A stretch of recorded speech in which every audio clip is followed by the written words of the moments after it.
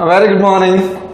In 12th Commerce Economics, we have studied about aggregate demand and aggregate supply approach in our last video. In this video, we will discuss about the equilibrium with the help of SI approach, Savings Investment Approach. ठीक है, exam में generally ये question 4 number तक का पूछ लिया जाता है. अब अपन कहें कि SI अप्रोच है क्या चीज. सबसे पहले इसको समझा जाए. The equilibrium will struck, the equilibrium will struck when planned savings become equal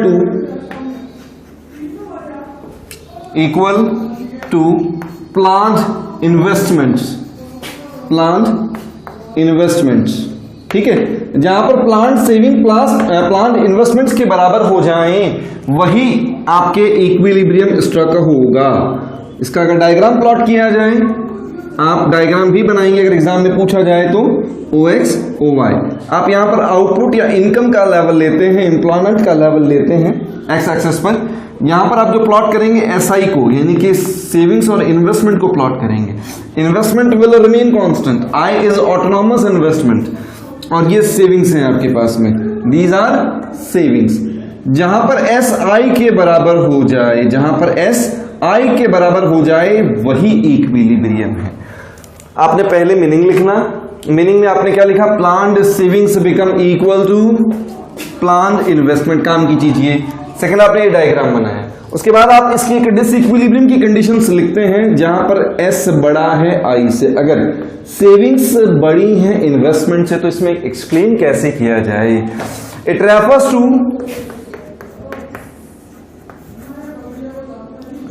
to planned savings are more than planned savings are more than planned investments. इसका सीधा सीधा मतलब क्या हो गया कि expenditures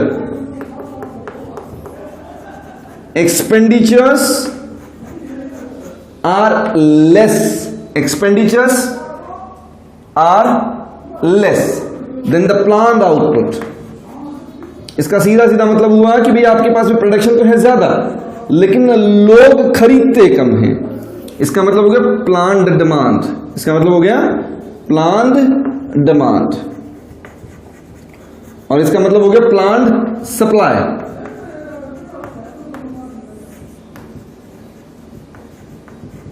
इसे ही अपन लिख देते हैं एग्रीगेट डिमांड, इसे ही अपन लिख देते हैं एग्रीगेट सप्लाई. अगर ऐसा केस है तो क्या होगा? अगर एग्रीगेट डिमांड कम है, अगर कंजम्पशन एक्सपेंडिचर्स कम है, क्योंकि सेविंग्स के फॉर्म में पैसा लीकेज ज्यादा हो गया, पैसे को ब्लॉक ज्यादा कर लिया गया, कंजम्पशन एक्सपेंडिचर्स रिड्यूस कर गए, तो प्लांट आउटपुट अगर मार्केट में ज्यादा है, then producers will remain with unsold stock. Producers will remain with unsold stock. इसका इफेक्ट क्या होगा? आपके पास में अनडिजायर्ड इन्वेंट्री जो थी, जो आप नहीं चाहते थे आपके पास में आपका सामान बिना बिका रह जाए, undesired inventory level will rise. Inventory level will rise, बढ़ जाएगा अनडिजायर्ड इन्वेंट्री लेवल. तो क्या किया जाएगा? प्रोड्यूसर और प्रोडक्शन करने के बारे में सोच तो सकता है कि जब पुराना माल ही नहीं बिक रहा तो नहीं करेगा ना. Producer will think to produce less, will think to produce less. अब अगर प्रोड्यूसर ने प्रोडक्शन कम करना है, तो लोगों को बैठे बिठाए तनख्वाह कौन देगा भाई? नहीं देगा ना. इसका मतलब एम्प्लॉयमेंट क्या हो जाएगा? कम, आउटपुट कम, जीडीपी ये भी डिक्रीज करेगा। इसका सीधा सीधा इफेक्ट आया इनकम पर। सीधा इफेक्ट किस पर आया? Income of society will fall. Income of society will fall. अब अगर इनकम ऑफ सोसाइटी फॉल कर जाए तो अपन ने क्या पढ़ा था सेविंग फंक्शन में? Savings and incomes have positive relationship. When there is a fall in the savings, when there is a fall in the income, saving will also fall. Due to positive relationship, due to positive relationship between Y and S, S will also fall, S will also fall, S भी fall करेगा, savings भी fall करेगा। और अगर saving fall करता है तो such fall will go on, such fall will go on till the equilibrium strikes, till the equilibrium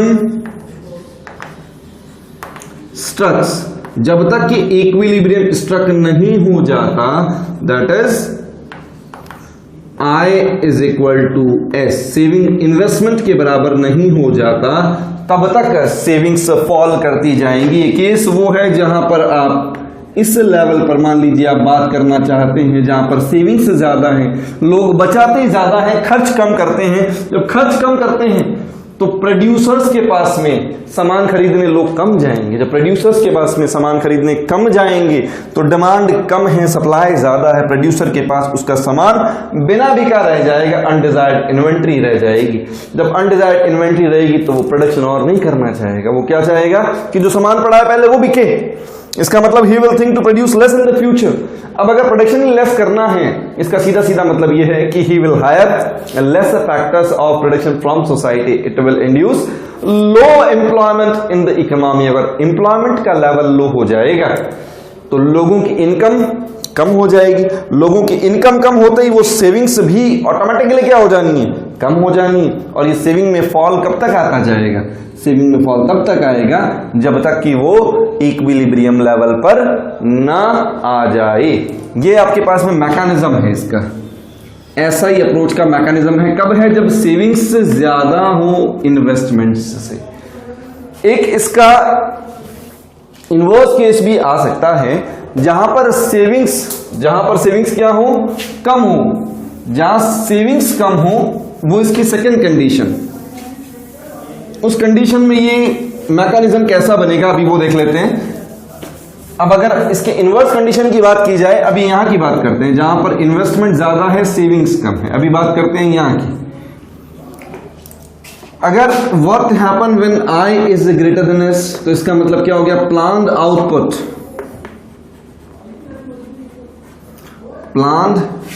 output is more than planned savings. ठीक है, तो सीधा सा मतलब ये हो गया कि rise in the consumption expenditure is more than the planned output. इसका मतलब हो गया कि इसका इनवर्स कॉन्सेप्ट, सेविंग का इनवर्स कॉन्सेप्ट चलता है कंजम्पशन। अगर सेविंग्स कम है तो खर्चे ज्यादा होंगे, खर्चे ज्यादा है तो इसका मतलब ये हो गया, सीधा सीधा यहां लिख दूं मैं इसको, where planned expenditures are more than the planned output या planned production,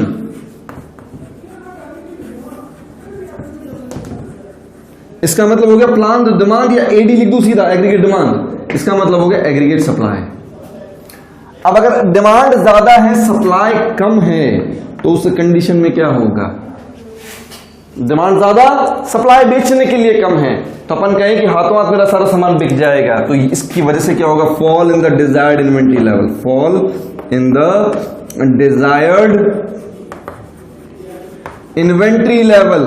मेरा सामान हाथों हाथ बिक जाएगा तो मैं जो चाहता हूं कि मिनिमम इन्वेंट्री लेवल मेरे पास मेंटेन रहे for offering uninterrupted supply in the market, it will also start to fall in the desired inventory level। desired inventory level आपको बताया था, what every producer wish to maintain to offer uninterrupted supply in the market।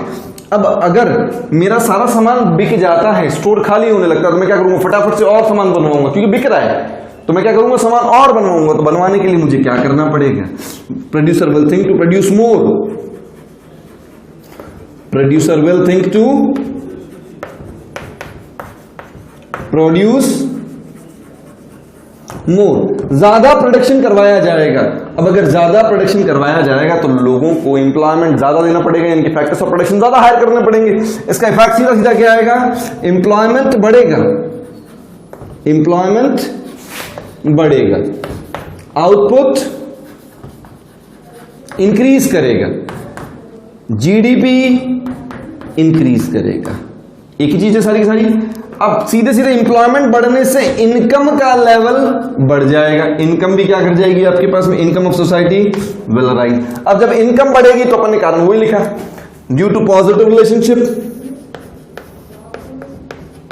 Due to positive relationship between Y and S, S will also rise, S will also rise, S भी यानी कि savings भी क्या हो जाएंगी, बढ़ जाएंगी। अब ये सेविंग्स बढ़ेंगी कब तक, such rise in savings will go on till the equilibrium strikes, till the equilibrium strikes, जब तक कि इक्विलिब्रियम स्ट्रक नहीं कर जाता। इक्विलिब्रियम कब स्ट्रक करेगा, जब S बराबर हो I के, जब सेविंग बराबर हो I के, यानी कि इस केस में आप सेविंग्स को इंक्रीज करेंगे। इंक्रीज कैसे हुआ वो समझिएगा। इन्वेस्टमेंट्स अगर ज्यादा थे सेविंग्स से, तो सेविंग अपोजिट एस्पेक्ट है कंजम्पशन का, खर्चे ज्यादा सेविंग कम, खर्चे कम सेविंग ज्यादा। तो सेविंग अगर कम है तो उसका मतलब खर्चे ज्यादा है। जब खर्चे ज्यादा हैं तो rise in the form of consumption expenditure is excess over the planned output, where the aggregate supply is lesser than the aggregate demand, where more of demand in the market. अब अगर डिमांड ज्यादा है then producers will face the reduction in the desired inventory level as most of their stock will be sold out in the market due to excess demand। जरूरत से ज्यादा demand होने की वजह से आपका जो स्टॉक था वो मार्केट में बिक जाएगा, तो आपका डिजायर्ड इन्वेंट्री लेवल फॉल करेगा। To maintain your desired inventory level you will think to produce more in the future, you will have to provide more employment opportunities, you will have to hire more factors of production of the society.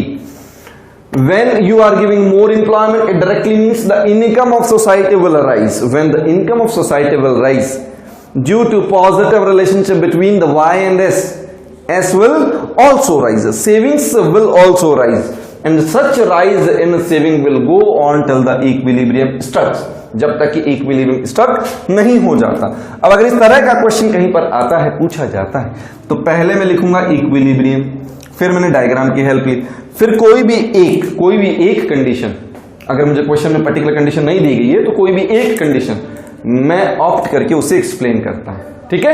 और अगर मुझे particular condition दी है, यानी कि S is greater than I लिखना है या I is greater than S लिखना है, तो जो पूछा गया है वो लिखना है। दोनों मैकेनिज्म आज अपन ने अपने इस बोर्ड पर कवर किए हैं, आपको इन्हें रिकॉल करना है, ठीक है। और in case of you are facing any point of doubt, you may contact me. Thank you, beta.